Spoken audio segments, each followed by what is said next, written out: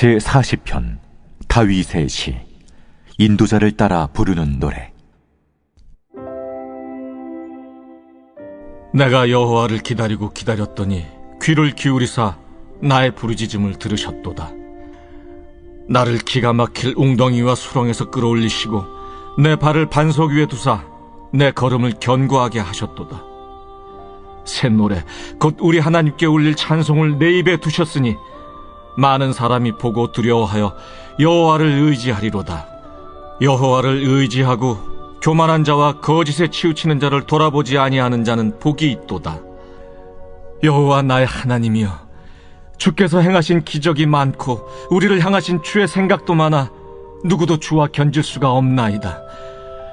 내가 널리 알려 말하고자 하나 너무 많아 그 수를 셀 수도 없나이다. 주께서 내 귀를 통하여 내게 들려주시기를 제사와 예물을 기뻐하지 아니하시며 번제와 속죄제를 요구하지 아니하신다 하신지라. 그때 내가 말하기를 내가 왔나이다. 나를 가리켜 기록한 것이 두루마리 책에 있나이다.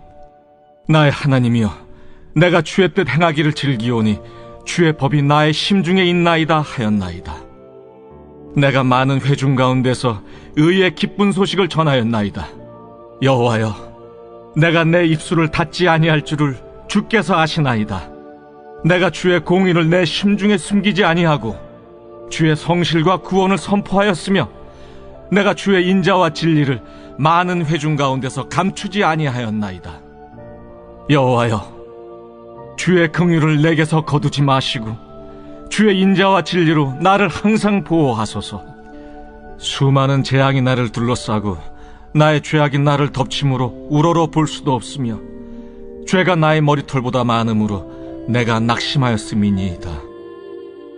여호와여, 은총을 베푸사 나를 구원하소서. 여호와여, 속히 나를 도우소서. 내 생명을 찾아 멸하려 하는 자는 다 수치와 낭패를 당하게 하시며 나의 해를 기뻐하는 자는 다 물러가 욕을 당하게 하소서.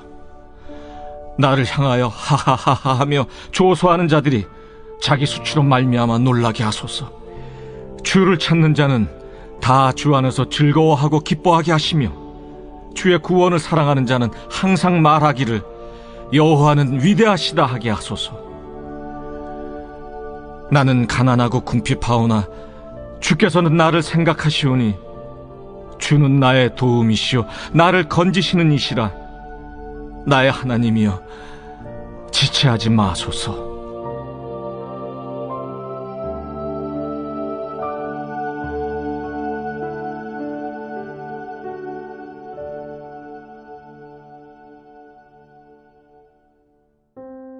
오늘 본문은 시편 40편입니다. 시편 40편은 다윗의 시입니다. 오늘 시편을 읽으시면서 떠오르는 찬양이 있으셨을 겁니다. 바로 깊은 웅덩이와 수렁에서 끌어주시고 나의 발을 반석 위에 세우시사 나를 튼튼히 하셨네. 다윗은 기가 막힐 웅덩이와 수렁과 같은 위기에 처하게 되었습니다. 여기서 기가 막힐 웅덩이와 수렁이란 인간의 힘으로는 도무지 벗어날 수 없는 위기를 의미합니다. 다윗은 평생에 이러한 위기를 여러 번 겪었습니다. 그러므로 여기서 말하는 위기가 구체적으로 어떤 위기인지는 알 수 없습니다. 다윗은 자기의 힘으로는 벗어날 수 없는 심각한 위기 상황에서 하나님께 구원을 호소하였습니다. 여기에서 말하는 웅덩이는 물살이 소용돌이 치는 것을 말합니다. 간혹 계곡이나 강을 보시면 수영 금지라고 되어 있는 곳이 있습니다. 우리 눈에는 보이지 않지만 물살이 빠른 곳이 있고요. 소용돌이 치는 곳들도 있습니다. 그런 곳에 빠지게 되면 어떻게 될까요? 죽습니다. 혼자의 힘으로는 빠져나올 수 없습니다.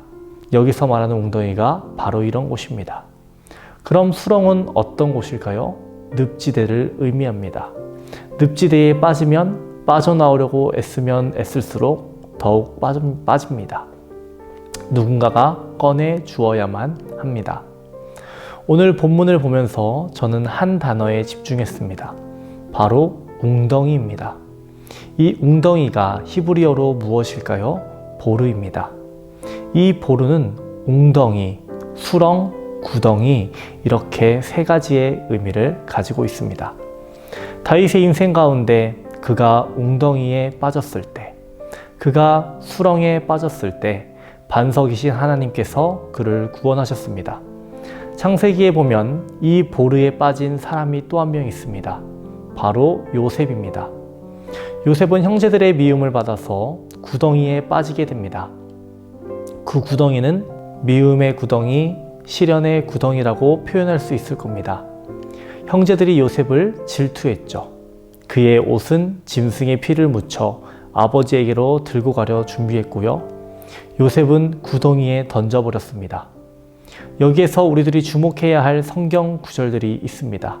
창세기 37장 24절에 그를 잡아 구덩이에 던지니 그 구덩이는 빈 것이라 그 속에 물이 없었더라.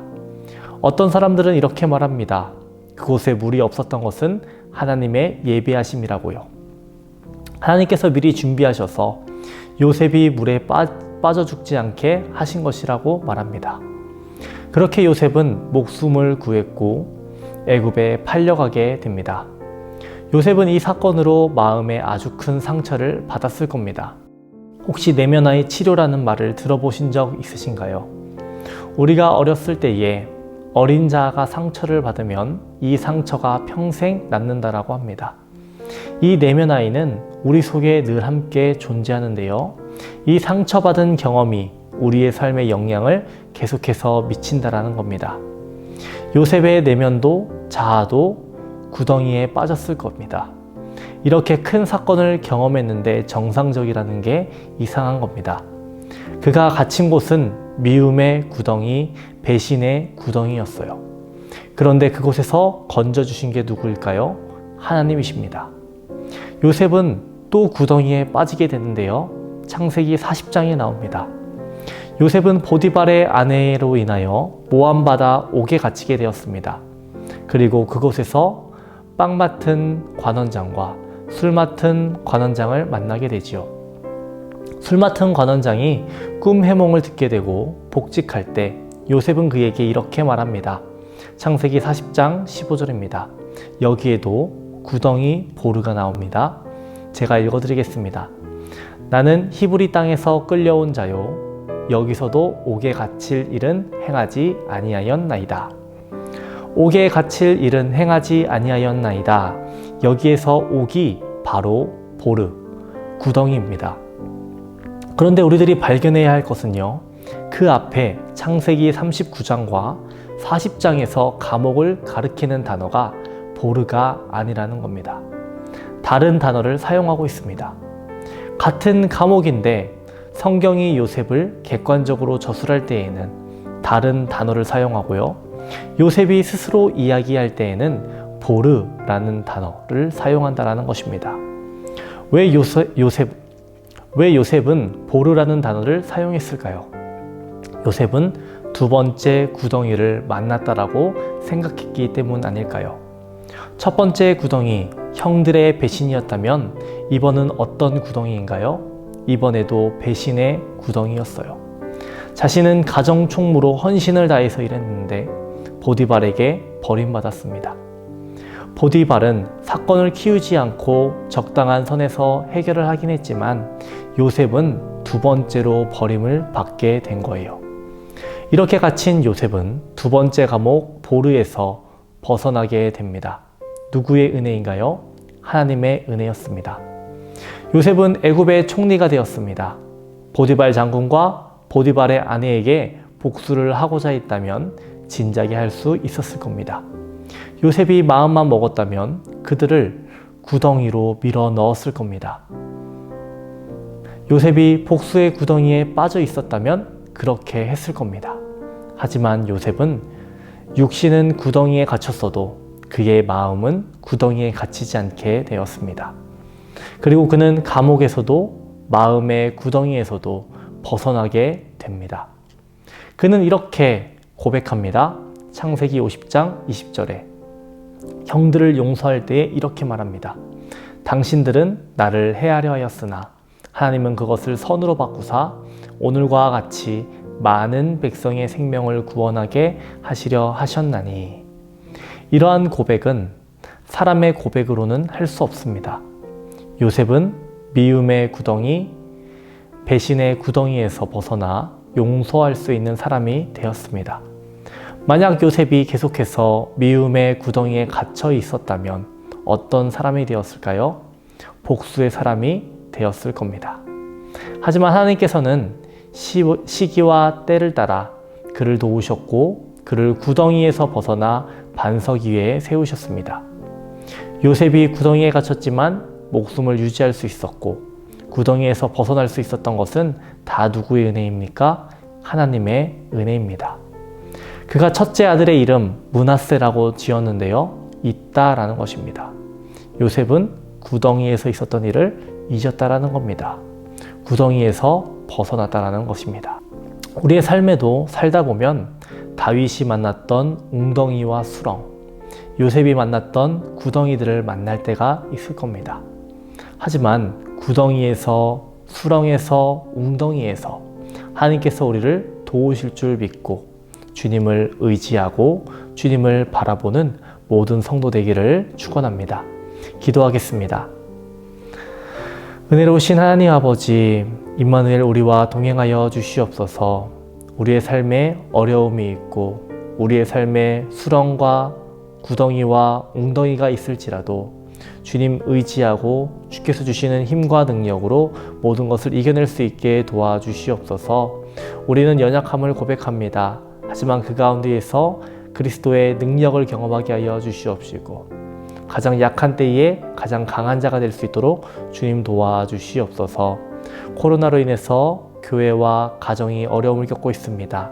하나님 모든 것들이 회복되게 하여 주시옵시고 교회에 나와서 함께 예배할 수 있도록 도와주시옵시고 가정이 무너지지 않게 이 어려운 위기를 극복해 나갈 수 있도록 도와주시옵소서. 질병으로 아파하는 성도들이 있습니다. 하나님 그들을 붙잡아 주시옵소서. 신명환 원사님 속히 회복되게 도와주시옵시고 박서연 청년 치료 과정 가운데 있사오니 하나님께서 합력하여 선을 이룰 수 있도록 주님 도와주시옵소서.